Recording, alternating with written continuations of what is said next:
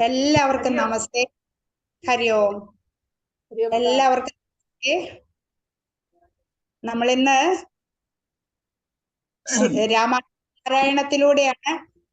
അതിൽ ശ്രീരാമചന്ദ്ര പ്രഭുവിനെ കുറിച്ചാണ് നമ്മൾ ഇന്ന് ചിന്തിക്കുന്നത്. അതിന്റെ ഒരു പ്രസന്റേഷൻ ഇപ്പോൾ നടക്കുകയാണ്. സർവശ്രീ ഇ വി നായരണ്ണനാണ് നമ്മുടെ ഈ പ്രസന്റേഷൻ ചെയ്യുന്നത്.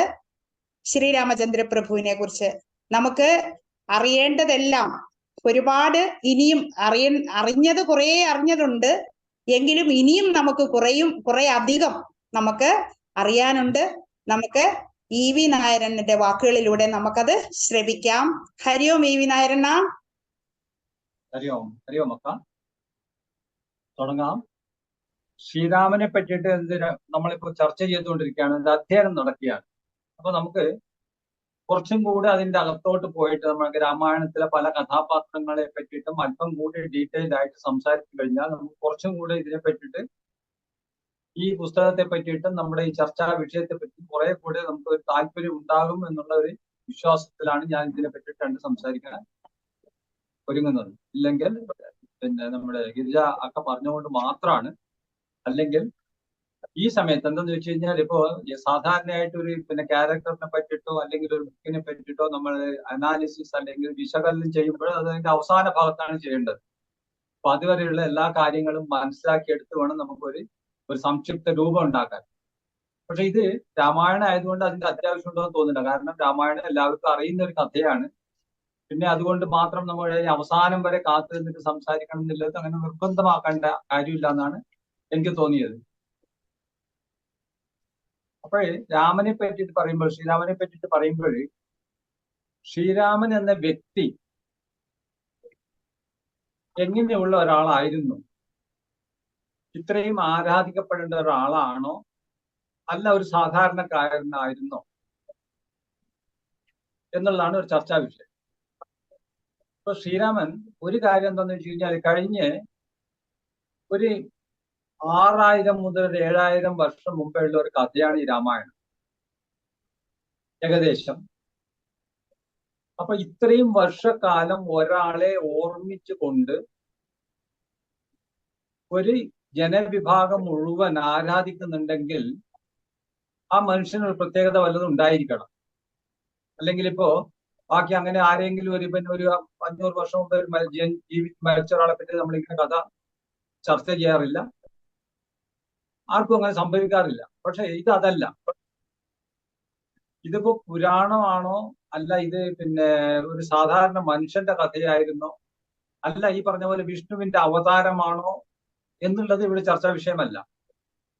ഇവിടുത്തെ ചർച്ചാ വിഷയം എന്ന് പറഞ്ഞ പോലെ ശ്രീരാമൻ എന്ന മനുഷ്യൻ ഉത്തമ പുരുഷൻ, മാതൃകാ പുരുഷൻ, പുരുഷോത്തമൻ എന്നൊക്കെയാണ് അറിയപ്പെടുന്നത്.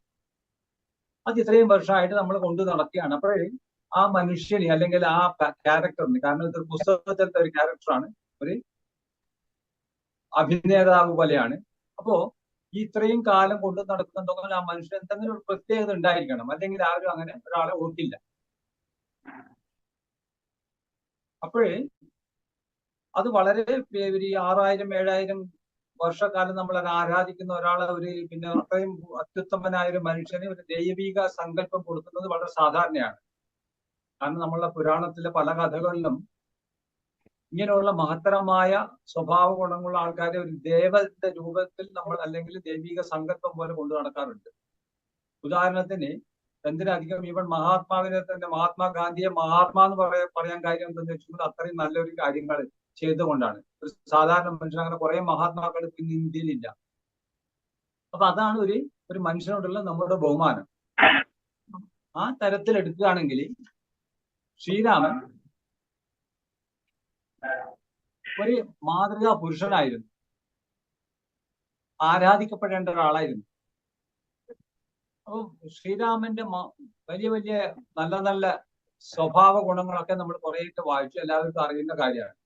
കാരണം ശ്രീരാമന്റെ ജനനം മുതൽ ഇപ്പോ യുദ്ധകാണ്ഡത്തിലേക്ക് എത്തിയതേ ഉള്ളൂ, എല്ലാം കഴിഞ്ഞിട്ടില്ലെങ്കിൽ നമുക്ക് കഥ അറിയാം. ഇപ്പൊ ശ്രീരാമൻ ആരാധിക്കപ്പെടേണ്ട ഒരാളാണ്. പക്ഷെ ഞാൻ ആ വഴിയിലൂടെ അല്ല ഇന്ന് ചിന്തിക്കുന്നത്. ശ്രീരാമന്റെ സ്വഭാവ ഗുണങ്ങളെ പറ്റിയിട്ട് നമുക്ക് എല്ലാവർക്കും അറിയാവുന്നതുകൊണ്ട് അതിനെപ്പറ്റി കൂടുതൽ ത്രസ്റ്റ് കൊടുക്കേണ്ട കാര്യമില്ല, അതിനെ ഊന്നി പറയേണ്ട കാര്യമില്ല. ഞാൻ പറയാൻ ഉദ്ദേശിക്കുന്നത് വേറൊരു കാഴ്ചപ്പാടിലൂടെയാണ്. എന്ന് വെച്ച് കഴിഞ്ഞാല് ശ്രീരാമൻ ഇത്രയും മഹാ അത്ഭുതമാണെന്ന് പറയുന്നെങ്കിലും വ്യക്തിപരമായിട്ട് ശ്രീരാമൻ ഒരു പരാജിതനാണ് എന്നുള്ള അഭിപ്രായക്കാരനാണ് ഞാൻ. എങ്ങനെയെന്ന് വെച്ച് കഴിഞ്ഞാല് നമുക്ക് ശ്രീരാമന്റെ ബാക്ക്ഗ്രൗണ്ട് അല്ലെങ്കിൽ തുടക്കം മുതൽ ശ്രീരാമന്റെ അന്ത്യം വരെയുള്ള ആ കഥകളിലൂടെ ഒന്ന് ഓടിച്ചു നോക്കിക്കഴിഞ്ഞാൽ നമുക്ക് കാണാം, ശ്രീരാമൻ ജനിച്ചത് ഒരു രാജകുടുംബത്തിലാണ്. അത് സാധാരണയുള്ള രാജകുടുംബമല്ല, ഒരു പ്രഗത്ഭനായ രാജാവിന്റെ മകനായിട്ടാണ് ജനിക്കുന്നത്. ഒന്ന്. രണ്ട്, മൂത്ത പുത്രനാണ്. ഇപ്പൊ മൂത്ത പുത്രന് നമ്മുടെ എല്ലാ സങ്കല്പത്തിലും എല്ലാ കുടുംബ ബന്ധങ്ങളിലും മൂത്ത പുത്രനുള്ള സ്ഥാനം കുറച്ച് കൂടുതലാണ്. പിന്നെ പ്രസവിച്ചത് കൗസല്യാണെങ്കിലും പെറ്റമ്മ പോലെ മറ്റ് രണ്ട് രാജ്ഞിമാരും ഉണ്ടായിരുന്നു. കൈകേയി ഉണ്ടായിരുന്നു, സുമിത്ര ഉണ്ടായിരുന്നു. പിന്നെ ആരാധിച്ചു കൊണ്ടു നടക്കുന്ന 3 അനുജന്മാരുണ്ടായിരുന്നു. അങ്ങനെയുള്ള ശ്രീരാമന്റെ വ്യക്തിപരമായ ജീവിതം നോക്കിക്കഴിഞ്ഞാൽ പരാജയം എന്ന് പറയാൻ കാര്യം എന്താണെന്ന് വെച്ച് കഴിഞ്ഞാല് ശ്രീരാമന് രാജ്യാഭിഷേകത്തിന് തയ്യാറായി. രാജ്യാഭിഷേകത്തിന് മുമ്പേ ശ്രീരാമന് സംഭവിച്ചെന്ന് വെച്ച് കഴിഞ്ഞാല് ശ്രീരാമന്റെ വ്യക്തിപരമായ ജീവിതത്തിൽ നല്ല വിദ്യാഭ്യാസമുണ്ട്. രാജാവിന്റെ കൊട്ടാരത്തിലുള്ള എല്ലാ ഉപദേശങ്ങളും ബാക്കി വാത്സല്യങ്ങളിലും ഒക്കെ അനുഭവിച്ചിട്ട് നല്ല സ്വഭാവത്തോടു കൂടി വളർന്നു വരുന്ന ഒരു യുവരാജാവാണ്. അതുകൂടാതെ അന്ന് അറിയപ്പെടുന്നതിൽ വെച്ച് ഏറ്റവും സുന്ദരിയായ സീതാദേവിയാണ് കല്യാണം കഴിക്കുന്നത്. അതും സാധാരണയുള്ള ഒരു കല്യാണമല്ല, ഒരു കോമ്പറ്റീഷനിലൂടെ അല്ലെങ്കിൽ ഒരു പരീക്ഷണം പോലെ ആർക്കും എടുത്തുയർത്താൻ പറ്റാത്ത ഒരു വില്ല് പൊക്കിയെടുത്ത് വളച്ചൊടിക്കുന്ന ഒരു യോദ്ധാവായിട്ടാണ് ശ്രീരാമനെ നമ്മൾ കാണുന്നത്. അതുകൊണ്ട് തന്നെ നമുക്കറിയാം ആ സ്റ്റാറ്റസ്, ശ്രീരാമന്റെ സ്ഥിതി, നില. അവിടുന്ന് ശ്രീരാമൻ തിരിച്ചു വരുന്നു. യുവരാജാവായിട്ട് അഭിഷേകം ചെയ്യാൻ പോകുന്ന ആ സമയത്ത്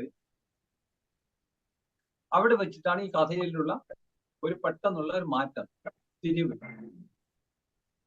ശ്രീരാമന് ആ സ്ഥാനം നഷ്ടപ്പെടുന്നു.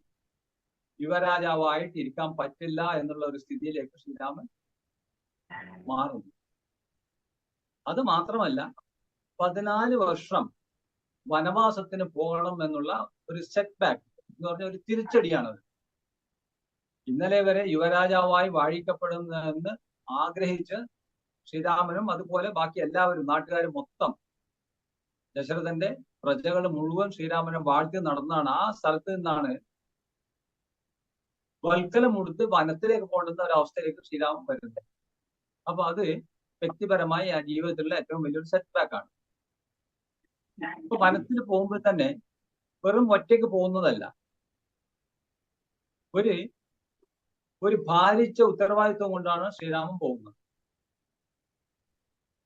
എന്ന് വെച്ച് കഴിഞ്ഞാൽ കൂടെ സീതയുണ്ട്. ഈ പോകുന്നതാണെങ്കിൽ കൊടും വനത്തിലേക്കാണ്. രാക്ഷസന്മാരും കാട്ടാളന്മാരും പിന്നെ വന്യമൃഗങ്ങളും തിങ്ങി പാർക്കുന്ന ഒരു വനത്തിലേക്കാണ് ശ്രീരാമൻ പോകുന്നത്. കൂടെ ലക്ഷ്മണനുണ്ട്, സീതയുണ്ട്. അപ്പൊ ആ ഒരു വലിയൊരു ഉത്തരവാദിത്വമാണ്. പിന്നെ അതുകൂടാതെ ധാരാളം ശത്രുക്കളും അസുരന്മാരും ഇങ്ങനെ കാത്തു നിൽക്കുകയാണ്. അവിടെ നിന്ന് ഈ പഞ്ചവടി ഗംഗാ നദിയും കടന്നിട്ട് ഭരദ്വാജാശ്രമം ഒക്കെ കഴിഞ്ഞിട്ട് കൊടും വനത്തിലോട്ട് കയറുമ്പോൾ ആ ഉത്തരവാദിത്വം ഒന്ന് കൂടി വരുന്നു. അത് മാത്രമല്ല, ഇനി ഇതിനേക്കാളൊക്കെ വലിയൊരു തിരിച്ചടി എന്ന് പറഞ്ഞു കഴിഞ്ഞാൽ സീതയെ അപഹരിച്ച് രാവണൻ കൊണ്ടുപോകുന്നു. സ്വന്തം ഭാര്യയെ നഷ്ടപ്പെടുന്ന ഒരു മനുഷ്യൻ, ഒന്നും ചെയ്യാൻ പറ്റാത്ത ഒരവസ്ഥ, അത് ജീവിതത്തിൽ ആർക്കും താങ്ങാൻ പറ്റാത്ത ഒരു കാര്യമാണ്. ഭാര്യ എവിടെയാണ്, എങ്ങോട്ടാണ് പോയത്, ആരാണ് കട്ടുകൊണ്ടുപോയത് ഒന്നും അറിയില്ല. നമ്മുടെ ആ അവതാര പുരുഷൻ എന്നുള്ള ആ കഥകൾ മാറ്റി വെച്ചിട്ടാണ് ഞാൻ പറയുന്നത്. അപ്പോഴങ്ങനെ പോകുമ്പോൾ ആരായാലും, അത് പറയില്ല, പുല്ലായാലും പൂമരമായാലും പിന്നെ നമ്മൾ ചോദിച്ചു പോകുന്നു, നോക്കി പോകുന്നു പറഞ്ഞ പോലെയുള്ള അവസ്ഥയാണ്. അങ്ങനെയാണ് അവസാനം വാനരന്മാരുടെ ഒരു സംഘത്തിലേക്ക് ശ്രീരാമൻ എത്തിച്ചേരുന്നത്. അവിടെ ഹനുമാനുണ്ട്, സുഗ്രീവനുണ്ട്, ജടായുണ്ട്, അങ്ങനെ പല ക്യാരക്ടേഴ്സിനെയും നമുക്ക് ഇതിൽ കാണാം. പക്ഷെ ശ്രീരാമനെ ആശ്വസിപ്പിക്കുന്നതല്ലാതെ അവർക്കൊന്നും കാര്യമായിട്ടൊന്നും ചെയ്യാൻ പറ്റുന്നില്ല. പിന്നെ ഒരു ഘട്ടത്തിൽ ഭാര്യയെ കൊല്ലേണ്ടി വരുന്നു. കൊല്ലേണ്ടി വരുന്ന കാര്യം എന്താണെന്ന് വെച്ചാല് ശ്രീരാമൻ അതിനൊരു ഉപദേശം പോലെ പറയുന്നുണ്ട്. പക്ഷെ എന്നാലും ഒരു വ്യക്തിപരമായ ഒരു നേട്ടത്തിന് വേണ്ടിയിട്ട് സുഗ്രീവന്റെ സഹായം കിട്ടും, ഹനുമാനും സുഗ്രീവനും കൂടി വാനരപ്പട തന്നെ സഹായിക്കുമെന്നുള്ള ഒരു ബോധ്യം വരുന്നത് കൊണ്ടാണ് കൊല്ലേണ്ടി വരുന്നത്. അവിടെ ചെന്നിട്ടോ, ലങ്കയിൽ ചെന്നിട്ട് ശ്രീരാമന് കുറെ നഷ്ടങ്ങളുണ്ടായി. നഷ്ടങ്ങളുണ്ടായി എന്ന് പറഞ്ഞു കഴിഞ്ഞാൽ വാനരപ്പടയുടെ കുറെ ആയിരക്കണക്കിന് ഭടന്മാര് ലങ്കാ യുദ്ധത്തിൽ മരിക്കുന്നുണ്ട്. പിന്നെ സ്വന്തം അനുജൻ ലക്ഷ്മണൻ മേഘനാഥന്റെ അസ്ത്രമേറ്റ് ബോധം കെട്ട് വീഴുന്നു. മരിക്കുവോ മരിക്കില്ലേ എന്നുള്ള അറിയാത്ത ഒരവസ്ഥയിലാണ് ശ്രീരാമൻ. ഈ നഷ്ടമൊക്കെ കഴിഞ്ഞിട്ട് സീതയെ മോചിപ്പിച്ചു തിരിച്ചു വരികയാണ് അയോധ്യയിലേക്ക്. അയോധ്യയിലേക്ക് വന്നിട്ട് അപ്പൊ അതിൻ്റെ ഇടയിൽ നടക്കുന്ന വേറെ ഏറ്റവും വലിയൊരു സെറ്റ് ബാക്ക് അല്ലെങ്കിൽ ഒരു വീഴ്ച എന്ന് പറഞ്ഞാല് വനത്തിൽ വെച്ചിട്ടാണ് ദശരഥൻ മരിച്ചു എന്നുള്ള വിവരം അറിയുന്നത് ശ്രീരാമൻ. ഒരു മൂത്ത പുത്രൻ എന്ന നിലയിൽ ശ്രീരാമൻ ചെയ്യേണ്ട ചെറിയ കടമകളൊക്കെ ഉണ്ട്. അതൊന്നും ശ്രീരാമന് ചെയ്യാൻ പറ്റിയിട്ടില്ല. ആ ശരീരം ഒന്ന് കാണാൻ വരെ ശ്രീരാമന് പറ്റിയിട്ടില്ല. അന്ത്യകർമ്മങ്ങളൊന്നും ശ്രീരാമൻ ചെയ്യുന്നില്ല. ഇതൊക്കെ ഈ ദുഃഖഭാരവും പേറി ഈ വനത്തിലൂടെ അലഞ്ഞു നടന്ന അവസാനം ലങ്കയിൽ യുദ്ധം ചെയ്ത് സീതയെ മോചിപ്പിച്ചു കൊണ്ടുവരുന്നു അയോധ്യയിലേക്ക്. അപ്പൊ അത് സാധാരണയായിട്ട് ഒരു കഥയുടെ ഒരു അവസാന ഭാഗമായിട്ടാണ് സാധാരണയായിട്ട് കാണിക്കുക. എന്ന് വെച്ച് കഴിഞ്ഞാൽ ഒരു ക്ലൈമാക്സിൽ അല്ലെങ്കിൽ ശുഭപര്യവസായി ആ ഈ കഥ തീരുക എന്നുള്ളതാണ്. പക്ഷെ ശ്രീരാമനെ എന്നിട്ടും ഈ വീഴ്ചകള് വേട്ടയാടുന്ന ഒരു അവസ്ഥയാണ്, ഒരു സാഹചര്യമാണ് നമ്മൾ കാണുന്നത്. ഇങ്ങനെയെന്ന് വെച്ച് കഴിഞ്ഞാല് ശ്രീരാമൻ രാജാവാകുന്നുണ്ട്. പക്ഷെ രാജാവായിട്ട് ശ്രീരാമൻ തന്നെ പ്രജകളോടൊരു അന്വേഷണം നടത്തുകയാണ്. അതിപ്പോ നമ്മൾ പഠിക്കാത്തൊരു കഥയാണ്, ഇതിപ്പോ വരാൻ പോകുന്നതാണ്. ശ്രീരാമൻ ഒരു അന്വേഷണം നടത്തുകയാണ്. അവിടുത്തെ ഭരണത്തിനെ പറ്റിയിട്ടും ശ്രീരാമന്റെ ബാക്കി കാര്യങ്ങളെ പറ്റിയിട്ടും പ്രജകളുടെ എങ്ങനെയാണ് അവരുടെ റെസ്പോൺസ് അല്ലെങ്കിൽ അവരുടെ അഭിപ്രായം എന്താണെന്നൊരു ചോദ്യം ചോദിക്കും. അപ്പോഴേ കുറെ പേർ വരുന്നു, സംസാരിക്കുന്നു, നല്ലത് പറയുന്നു, വാഴ്ത്തപ്പെടുന്നു. പക്ഷെ അതിൽ ഒരാള് ഭദ്രൻ എന്ന് പറയുന്ന ഒരാൾ പറയാണ്, ഇത്രയൊക്കെ ആണെങ്കിലും രാജാവെ ഒരു ശ്രുതിയുണ്ട് ഇവിടെ, ജനങ്ങളുടെ ഇടയിൽ ഒരു ശ്രുതിയുണ്ട്. ഈ ഒരു വർഷം ഭാര്യയെ ഒരു അസുരന്റെ കൂടെ നിർത്തിയിട്ട് തിരിച്ചു കൊണ്ടുവരുന്നു, ഭാര്യ ഇപ്പോൾ ഗർഭിണിയാണ്. ഇതിനെ പറ്റിയിട്ട് പലവരും കുശുകുശുക്കുന്നു എന്നാണ് പറയുന്നത്. ഇപ്പോ ശ്രീരാമൻ എന്ന ഒരു വ്യക്തിയുടെ ജീവിതത്തിൽ വരുന്ന ഏറ്റവും വലിയ തിരിച്ചടിയാണ് സ്വന്തം ഭാര്യയുടെ പാത്രത്തിലുള്ള സംശയം. ഇത് ഒരാൾ പറയുന്നതല്ല, ജനങ്ങളുടെ ഇടയിലുള്ള ഒരു മുറുമുറുപ്പെന്നാണ് ഭദ്രൻ പറയുന്നത്. അപ്പൊ അവിടെ വെച്ചിട്ട് ശ്രീരാമന് സ്വന്തം ഭാര്യയെ ത്യജിക്കേണ്ടി വരും, വനവാസത്തിന് അയക്കുന്നു. അപ്പോ നമുക്ക് ഒരു ഹണിമൂൺ പോകാം, അതുപോലെ വനവാസം കാട്ടിലൊന്ന് പോയി താമസിക്കണമെന്ന് സീത ഒരു ആഗ്രഹം പറയും. പഴയതുപോലെ പർണശാലയിൽ പോയി ഒന്ന് താമസിക്കണമെന്ന് സീത ശ്രീരാമനോട് പറയുന്നു. ശ്രീരാമൻ അതിന് സമ്മതിക്കുന്നുണ്ട്. ആ ഇടവേളയിലാണ് ഈ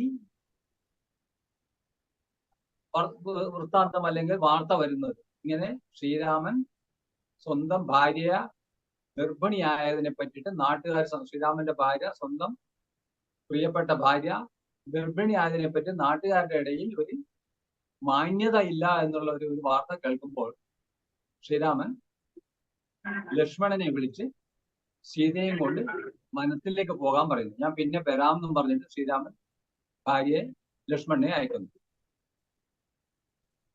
കാരണം ശ്രീരാമന് സീതയും കൊണ്ട് അവിടെ രാജ്യഭരണം നടത്താൻ പറ്റാത്ത ഒരവസ്ഥയിലേക്കാണ് കാര്യങ്ങൾ നീങ്ങുന്നത്. അപ്പൊ അതും വളരെ വ്യക്തിപരമായ ഒരു വീഴ്ചയാണ്. സീത കുറെ കഴിഞ്ഞാണ് ഇത് മനസ്സിലാക്കുന്നത്. എന്തിനാണ് എന്നെ വനത്തിലേക്ക് അയച്ചു എന്നുള്ള കാര്യം മനസ്സിലാക്കുന്നത് വാൽമീകി മഹർഷിയുടെ അറിവിൽ നിന്ന് വന്നപ്പോഴാണ്. അപ്പൊ ശ്രീരാമൻ ഇങ്ങനെ പരിതപിച്ചിരിക്കുകയാണ് അയോധ്യയിൽ. ഇതൊക്കെ കഴിഞ്ഞു, ഈ സെറ്റ് ബാക്സ് ഒക്കെ കഴിഞ്ഞു, വർഷങ്ങൾ കുറെ കഴിഞ്ഞു. എന്നിട്ടും ശ്രീരാമൻ അറിയാം സീത പരിശുദ്ധയാണ്, അഗ്നിയിൽ മുങ്ങി തീർത്തെടുത്ത ശുദ്ധമായ രൂപമാണ് സീതയുടേത് എന്നുള്ളത് കഥകളൊക്കെ അറിയാം. പക്ഷെ എങ്കിലും ഒരു രാജാവ് എന്ന നിലയിൽ പ്രജകളുടെ മുമ്പ് ശ്രീരാമന് ഒരു ഇമേജ് അല്ലെങ്കിൽ ഒരു രൂപം കാണിക്കേണ്ടിയിരിക്കുന്നു. ഞാൻ എല്ലാം നീതിയും ധർമ്മവും അനുസരിച്ചിട്ടേ ചെയ്യുള്ളൂ എന്നുള്ള ഒരു ചിന്ത. അതും കഴിഞ്ഞ് സീതയെ രണ്ടാമത് പോയി കാണുന്നു, വനത്തിൽ പോയി കാണുന്നു. അപ്പൊ സീത ഇങ്ങനെ പ്രസവിച്ചതോ 2 കുട്ടികളുടെ അമ്മയായതോ ഒന്നും ശ്രീരാമൻ അറിയുന്നില്ല.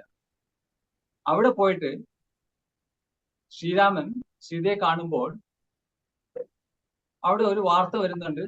സീത സ്വയം പറയണം ഞാൻ ശുദ്ധയാണ്, ഞാൻ തെറ്റ് ചെയ്തിട്ടില്ല എന്ന് പറയണമെന്ന് ശ്രീരാമൻ ശഠിക്കുന്നു. സീത അതിന് മുമ്പോട്ട് വന്ന് പറയുന്ന ഒരു ഉത്തരവുണ്ട്. ഇത്രയ്ക്ക് ചെയ്തിട്ടും ഞാൻ ശുദ്ധയാണെങ്കിൽ ഈ ഭൂമിയിലേക്ക് ഞാൻ താഴ്ന്നു പോകണേ ദേവി എന്ന് പറഞ്ഞിട്ട് ഭൂമി ദേവിയെ വിളിച്ച് കരയും. അവിടെ വെച്ചിട്ട് സീത ഭൂമി ദേവി എടുത്ത് സ്വീകരിച്ച് കൊണ്ടുപോകുന്നു എന്നാണ് പറയുന്നത്. ഭൂമിയിലേക്ക് താഴ്ന്നു പോകുന്നു എന്നാണ് കഥ പറയുന്നത്. അപ്പൊ ശ്രീരാമൻ ഇത്രയും വർഷത്തിന് ശേഷം വീണ്ടും തന്റെ ഭാര്യയെ നഷ്ടപ്പെടുന്നു. ഇതൊന്നും കൂടാതെ അവസാന കാലത്ത് ശ്രീരാമന് സ്വന്തം മക്കളോട് തന്നെ യുദ്ധം ചെയ്യേണ്ടി വരുന്ന ഒരു അവസ്ഥയുണ്ട്. ലവകുശന്മാര് ശ്രീരാമന്റെ മക്കളാണെന്നുള്ള കാര്യം ശ്രീരാമൻ അറിയുന്നില്ല. ശ്രീരാമനാൽ കൊല്ലപ്പെടുന്നുള്ള ഒരു അവസ്ഥ വരെ എത്തിയിരിക്കുന്ന ഒരു സന്ദർഭമുണ്ട്. എന്തോ അത് വഴിമാറി കൊല്ലേണ്ടി വന്നിട്ടില്ല. പക്ഷെ ശ്രീരാമന്റെ പരാജയം അവിടെയും തീരുന്നില്ല. ശ്രീരാമന് പിന്നെ വരുന്ന സെറ്റ് ബാക്ക് എന്തെന്ന് പറഞ്ഞു കഴിഞ്ഞാല് ലക്ഷ്മണനെ കൊല്ലേണ്ടി വരും, കൊല്ലാൻ നിർബന്ധിതനാകുന്നു. എന്ന് വെച്ച് കഴിഞ്ഞാൽ ഒരു മുനി, അത്രി മുനിയാണെന്ന് തോന്നുന്നു, അത്രി മുനി വന്ന് സംസാരിക്കുമ്പോൾ ആരും തന്നെ ബുദ്ധിമുട്ടിക്കാൻ പാടില്ല എന്നുള്ള ഒരു കണ്ടീഷനിൽ ലക്ഷ്മണനെ പുറത്ത് നിർത്തിയിട്ട് സംസാരിക്കുമ്പോൾ എന്തോ ചില ഡിസ്റ്റർബൻസ് വരുന്നു. അത് ശ്രീരാമന് സഹിക്കാൻ പറ്റുന്നില്ല. അതുകൊണ്ട് ലക്ഷ്മണനെ കുറ്റപ്പെടുത്തുന്നു. അതിന് ലക്ഷ്മണൻ സ്വയം ജീവത്യാഗം ചെയ്യുന്നു. അതാണ് കാര്യം. അപ്പോഴാ അവസരത്തിൽ പിന്നെ ലക്ഷ്മണനും മരിക്കുന്നു. അപ്പോഴേ ആദ്യം മുതൽ അവസാനം വരെ ശ്രീരാമന്റെ ജീവിതത്തിൽ എന്ന് പറഞ്ഞു ശ്രീരാമൻ ഒരു ഫെയിലിയർ എന്ന് പറയാം, ഒരു തോൽവിയാണ് ശ്രീരാമന്റെ ജീവിതം. പക്ഷെ ഇനിയിപ്പോ ഇതിന്റെ മറുവശം എന്താന്ന് വെച്ച് കഴിഞ്ഞാല് ഇത് ശ്രീരാമന്റെ വ്യക്തിപരമായ സെറ്റ് ബാക്സ് ആണ് ഞാൻ പറഞ്ഞത്. പക്ഷെ ശ്രീരാമന് ഇതൊക്കെ ആയിട്ടും ശ്രീരാമന്റെ മഹത്വം എവിടെയെന്ന് വെച്ച് കഴിഞ്ഞാല് ശ്രീരാമൻ ഇതൊക്കെ സംഭവിച്ചിട്ടും ശ്രീരാമന്റെ ആ നെഗറ്റിവിറ്റി ജീവിതത്തിലേക്ക് വരുന്നില്ല. എന്ന് പറഞ്ഞു കഴിഞ്ഞാൽ വിപരീതമായി ചിന്തിക്കാൻ ശ്രീരാമന് പറ്റുന്നില്ല. ഓരോ ഘട്ടത്തിലും ശ്രീരാമൻ ധർമ്മത്തിനും നീതിക്കും ന്യായത്തിനും വേണ്ടിയിട്ടുള്ള ശ്രീരാമന്റെ ഓരോ ചുവട് വെയ്പ്പും നമ്മൾ ഈ രാമായണത്തിൽ കാണുന്നുണ്ട് ആദ്യം മുതൽ. കാരണം ചില കാര്യങ്ങൾ മാത്രം പറയാം, കാരണം ഇപ്പൊ വിശദീകരിച്ചിട്ട് പറയാനുള്ള സമയമില്ല. ആദ്യമായിട്ട് കിരീടധാരണത്തിന് തയ്യാറായി നിൽക്കുന്നതിന്റെ തലേന്ന് രാത്രി കൈകേയി വിളിച്ചിട്ട് പറയാണ്, നിനക്ക് ധർമ്മത്തിനെ പറ്റി ഞാൻ പഠിപ്പിക്കേണ്ട കാര്യമില്ലല്ലോ, എന്റെ ഒരാഗ്രഹം സാധിപ്പിച്ചു തരേണ്ടത് നിന്റെ അച്ഛന്റെ ധർമ്മമാണ്. അച്ഛൻ പറയാണ് നീ കാട്ടിലേക്ക് പോകണം, നിനക്ക് രാജാവാകാൻ പറ്റില്ല. 14 വർഷത്തെ വനവാസം. ആ സന്ദർഭത്തിൽ ഒരക്ഷരം ശ്രീരാമൻ തിരിച്ചു മറുത്തു പറയില്ല. അതൊരു ഉദാഹരണം. പിന്നെ ഇതുപോലെ ഭരതനോട് കിരീടം, നീ കിരീടധാരണത്തിന് പോകണമെന്ന് പറയുമ്പോൾ ഭരതൻ സമ്മതിക്കുന്നില്ല. പക്ഷെ അവിടെ വെച്ചിട്ടും പറയുന്ന ഒരു ഉപദേശമുണ്ട്. നീ അച്ഛന്റെ ആഗ്രഹമായിരുന്നു നീ രാജാവാകണം, ഞാൻ കാട്ടിൽ പോകണമെന്ന്. നീ അത് അനുസരിച്ചില്ലെങ്കിൽ നീ മഹാപാപിയായിട്ട് മാറണം. സ്വന്തം അച്ഛനെ ധിക്കരിച്ച ഒരു പാപിയായിട്ട് നീ മാറുന്നത് സ്വന്തം അച്ഛനോട് പറയാണ്. പിന്നെ മൂന്നാമത് ലക്ഷ്മണനോട് ഉപദേശിച്ചു കൊടുക്കുന്ന കുറേ നല്ല വാക്കുകളുണ്ട്. എന്താണ് ജീവിതം? കാരണം പറഞ്ഞാൽ ഈ മർത്യജന്മം എന്ന് പറഞ്ഞു കഴിഞ്ഞാൽ എത്ര നിരർത്ഥകമാണ്. അതിൽ ആത്മാവിനെ പറ്റിയിട്ടും ശരീരത്തിനെ പറ്റിയിട്ടും ഒക്കെ പറയുന്നുണ്ട്. അപ്പോൾ എല്ലാ തരത്തിലും വളരെ യോഗ്യനായ ഒരു മനുഷ്യൻ, പിന്നെ ഒരു രാജാവ്. രാജാവിന്റെ പ്രത്യേകത എന്ന് പറഞ്ഞു കഴിഞ്ഞാൽ രാമരാജ്യം എന്നുള്ള ഒരു വാക്ക് തന്നെ ഉണ്ടായിരുന്നത് ശ്രീരാമന്റെ ഭരണ ഗുണം കൊണ്ടുണ്ടായി എന്നാണ് പറയുന്നത്. അങ്ങനെ എത്രയോ നല്ല നല്ല കാര്യങ്ങളുണ്ട് ശ്രീരാമൻ ഉപദേശിച്ചു കൊടുക്കുന്നത്. അവസാനം ഉദാഹരണത്തിന് മറ്റേ ബാലിയുടെ വധത്തിനോട് കൂടിയിട്ട് ബാലിയെ കൊന്നത് എന്തിനെന്ന് പറയുമ്പോൾ അതിന് പറയുന്ന ഒരു പ്രത്യേകത ഉണ്ട്. പുത്രി, ഭഗിനി, സഹോദര, ഭാര്യ, പുത്ര, കളത്രവും മാതാവും ഏതുമേ ഭേദമില്ലെന്നല്ല വേദവാക്യമതു ചേതസി മോഹൻ പരിഗ്രഹിക്കുന്നവൻ പാപികളിൽ വെച്ച് മോശം മഹാപാപി. അതുകൊണ്ടാണ് ഞാൻ ബാലിയെ കൊന്നതെന്ന് പറയും. അപ്പൊ എന്ന് വെച്ച് കഴിഞ്ഞാല് വളരെ കർശനമായി ധർമ്മബോധവും നീതിബോധവും പക്വതയും രാജ്യഭരണത്തിൽ സമർത്ഥതയുമുള്ള ഒരു രാജാവായിരുന്നു ശ്രീരാമൻ. അപ്പൊ ഇതാണ് അതിന്റെ കോൺട്രാസ്റ്റ്. അതിനുള്ള ആ സ്വഭാവത്തിലുള്ള വ്യത്യാസം. സ്വന്തം ജീവിതം ഒരു പരാജയമായിട്ടും താൻ ചെയ്യേണ്ട കർമ്മങ്ങൾ വളരെ ഭംഗിയായി ചെയ്തു തീർക്കുന്ന ഒരു രാജാവ്. അത്രമാത്രമായിട്ട് നമുക്ക് ശ്രീരാമനെ കണ്ടാൽ ശ്രീരാമൻ എന്തുകൊണ്ട് ഒരു മഹാപുരുഷനായി, പുരുഷോത്തമനായി എന്ന് നമുക്ക് മനസ്സിലാക്കാൻ പറ്റും. ഇപ്പൊ ഞാൻ കൂടുതൽ നീട്ടി പറയാൻ ഇപ്പൊ സമയമില്ല. അതുകൊണ്ട് ഞാൻ തൽക്കാലം ഇവിടെ നിർത്തുന്നു. എല്ലാവർക്കും നമസ്കാരം. ഇത് കേട്ടിരുന്നതിന് സന്തോഷം. ഹരി ഓം. ഹരി ഓം അണ്ണ, ഹരി ഓം. നമസ്തേ. വളരെ ഭംഗിയായിട്ട് ശ്രീരാമനെ നന്നായിട്ട് നമ്മുടെ മുൻപിൽ വരച്ച് കാണിച്ചിട്ടുണ്ട്. നമുക്ക് ഇനിയും പഠിക്കാനുണ്ട്, ഒരുപാട് പഠിക്കാനുണ്ട്. അതായത് പിന്നെ രത്നാകരൻ എന്ന വാത്മീകി, അദ്ദേഹം വാത്മീകിയായി കഴിഞ്ഞ് ഉടനെ തന്നെ ചോദിച്ചത് കോൻ അസ്മിൻ സാമ്പ്രതം ലോകേ ഗുണവാൻ കശ്ചവീര്യവാൻ മഹർഷേ ത്വം സമർത്ഥോസി ജ്ഞാതുമേവം വിധം നരം എന്നാണ് ചോദിച്ചത്. അപ്പൊ അവിടെ പറഞ്ഞത് എന്താ? ഇക്ഷ്വാകു വംശപ്രഭുവോ രാമോ നാമ ജനൈശ്രുത എന്നാണ് പറഞ്ഞത്. അപ്പൊ രാമനെ കൊണ്ട് എഴുതിക്കോളൂ. രാമനെ കൊണ്ടാണ് നമ്മളെല്ലാവരും പഠിക്കേണ്ടത്, എഴുതേണ്ടത്. അപ്പൊ അതിലേക്കാണ് ഇ.വി. നാരായണൻ എത്തിച്ചേർന്നത് എന്നുള്ളത് വളരെ സന്തോഷപൂർവ്വം മനസ്സിലാക്കുന്നു. ഹരി ഓം.